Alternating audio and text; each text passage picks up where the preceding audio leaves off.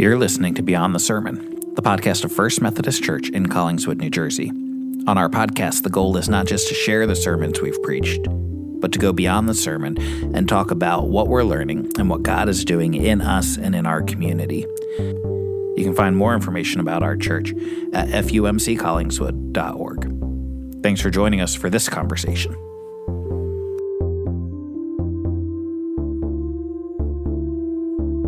We have journeyed all the way to Wilmore, Kentucky for the Awakening Project. I should say, I guess, who's with us? My name, Damir. My name's Michael. I'm Liz. I'm Erin. I'm Allie. And I'm your favorite host, Jeremy. So we came down for the Awakening Project, which is being hosted at Asbury University. It took us how long to get here? 2 days. 2 days, 12 hours, very long time. We stopped at a luxurious cabin on the way down. Yeah. Yes. It's very hot. The AC was broken, but they did fix it while we were about to leave. And now, because we complained about the heat where we're currently staying, is too cold. So what we're learning is that we'll never be satisfied. For those, since a lot of us, we didn't really know what Awakening Project would look like before getting here. Now that we've experienced almost a full day at Awakening Project, if you could give like the basics of what it is, how would you describe the Awakening Project? It's like a conference with mostly college-age students, but some older people. And we've done a bunch of different things. We had like sermon type things in the morning and last night, and those were with everybody, so it was like 300-ish. I'd say that range. Yeah. Like 300 people, and that was really cool. It was really nice to just like worship with a bunch of other people my age. After that, we did like the breakout rooms and stuff, and so you could like pick rooms based on like what you wanted to talk about. They had like prayer rooms, they had rooms about like navigating becoming an adult. I went to both of those, and they were both really cool. They were just like conversation type rooms where you could just like talk to people, and it was really nice, and that's where we've gotten so far. And so, with it being a little more interactive with other people our age, where passion is very much like we're in community worshiping and receiving, but not too much interaction with the other churches, besides like walking in the doors and being like, yeah, Jesus, but like no like real personal interactions, where I feel like here we've gotten the opportunity to have more of that crossing over. What has been like challenging about that? And what has been good about that? I think sometimes it's just figuring out like which people would like that connection and which people don't want that connection, because sometimes it's like there's these opportunities that present themselves where you can go and talk to somebody, but they're just not really in the mood to, or they don't really see a reason to be speaking to you. So there's the benefits and negative consequences of that. I feel like at Passion, it was a lot easier to just like blend into the crowd because there were so many more people there, and so it just felt like, I don't know, being part of a group, where this feels more uncomfortable because you have to like put yourself out there and talk to people. But it's also nice because you get more of like that one-on-one like friendship conversation style type thing, and I like that. I would say I like it because it's a good opportunity to meet new friends from across the world, I guess. And also like you could just like be vulnerable. It's like not like you're gonna really see these people often, so it's like nice because like I've been able to like share stuff like about my life, and it's just nice hearing other people's experiences as well, because we're all very different. We come from different parts of the world, and it's just good to talk to people that are different from us. I really enjoyed. I already have 3 new friends, I think. No fair. You took my friend. Trey. You took my friend. Sarah. And Matthew. What? Who's your friend? Matthew. You know Matthew? Do you really know? Oh. No, if I did, you took him. Oh. Scratch that from the record. No, do not scratch that. Keep Scratch everything. Scratch it all. Scratch it up. Next question, sir. Well, that's what I wanted to kind of touch on is during our like free time, in the afternoons that also has the labs and the curated conversations, as they call them. They call it, what's it called? Cloching time. And so they have an image of like a plant inside of a glass jar type thing.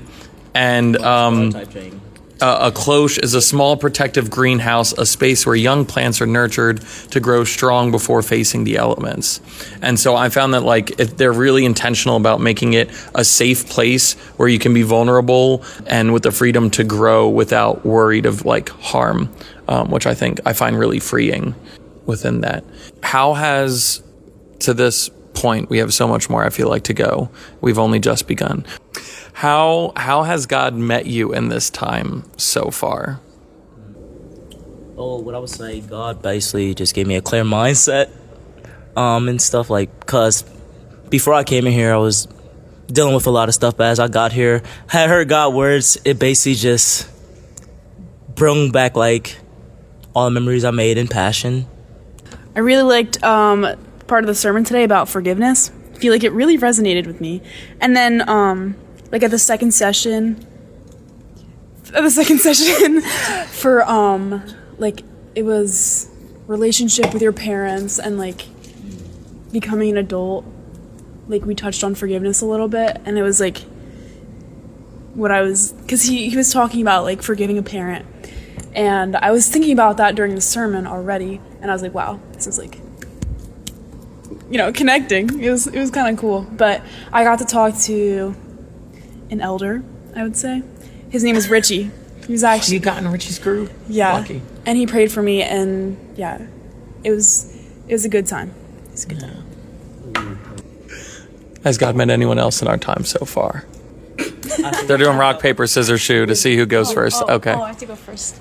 I'm feeling very hopeful. I think that like coming, like especially like in the first like 5 minutes that we got here, they kind of opened you with this like prayer thing, and Jeremy told us we were going this prayer thing. I'm like, I'm not a big prayer person. I just think that like it's one of my weaker points of my faith, and so I was like, okay. And so then we were sitting there, and it was actually really cool, and the hour flew by, which doesn't usually happen when I'm in prayer. It doesn't usually go by very fast.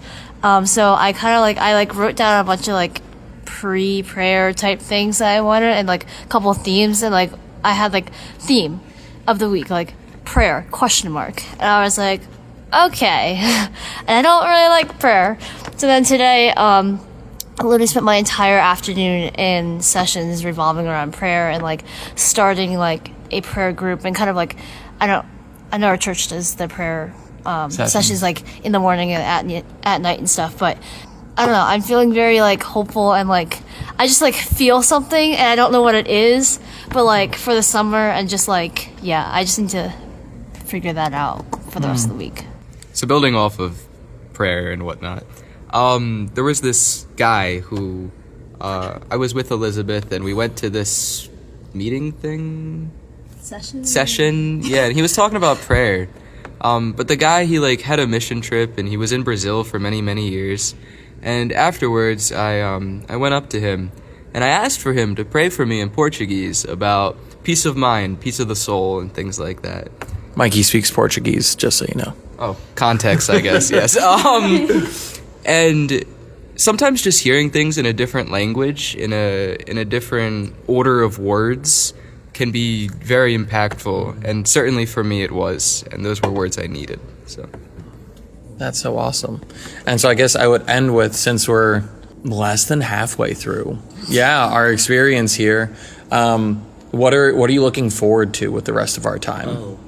Okay, what I'm looking forward, basically as this Awakening project go on, I'm looking for like having a more open mind and seeing where God wants me to go, how He wants me to leave from here with a better understanding of like what's His path and what He got for me.